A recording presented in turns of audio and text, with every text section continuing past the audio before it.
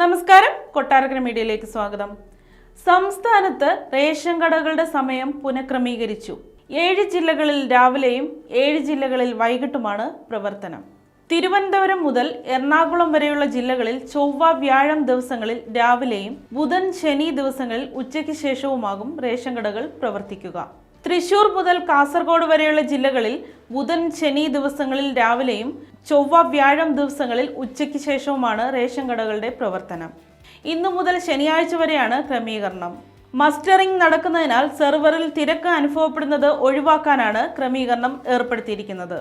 മസ്റ്ററിങ്ങും ration വിതരണവും ഒരേ സമയം നടക്കുന്നത് സാങ്കേതിക പ്രശ്നങ്ങൾക്ക് ഇടയാക്കുമെന്ന് വിലയിരുത്തൽ ഉണ്ടായിരുന്നു. അതേസമയം റേഷൻ കാർഡ് മസ്റ്ററിങ്ങിന് കേന്ദ്രം കൂടുതൽ സമയം അനുവദിക്കണമെന്ന് ഭക്ഷ്യമന്ത്രി GR അനിൽ ആവശ്യപ്പെട്ടിട്ടുണ്ട്.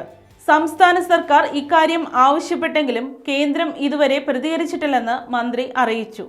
മഞ്ഞ, പിങ്ക് റേഷൻ കാർഡുകളിൽ പേരുൾപ്പെട്ടിട്ടുള്ള എല്ലാ അംഗങ്ങളുടെയും മസ്റ്ററിംഗ് മാർച്ച് 31-നകം പൂർത്തിയാക്കണമെന്ന് കേന്ദ്ര സർക്കാരിന്റെ കർശന നിർദ്ദേശം.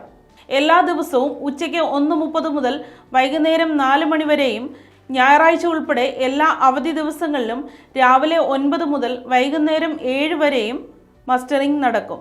എല്ലാ റേഷൻ കാർഡ് അംഗങ്ങളും റേഷൻ കടകളിൽ നേരിട്ടെത്തി നിശ്ചിത സമയത്തിനകം മസ്റ്ററിംഗ് പൂർത്തിയാക്കണമെന്ന് മന്ത്രി അറിയിച്ചു.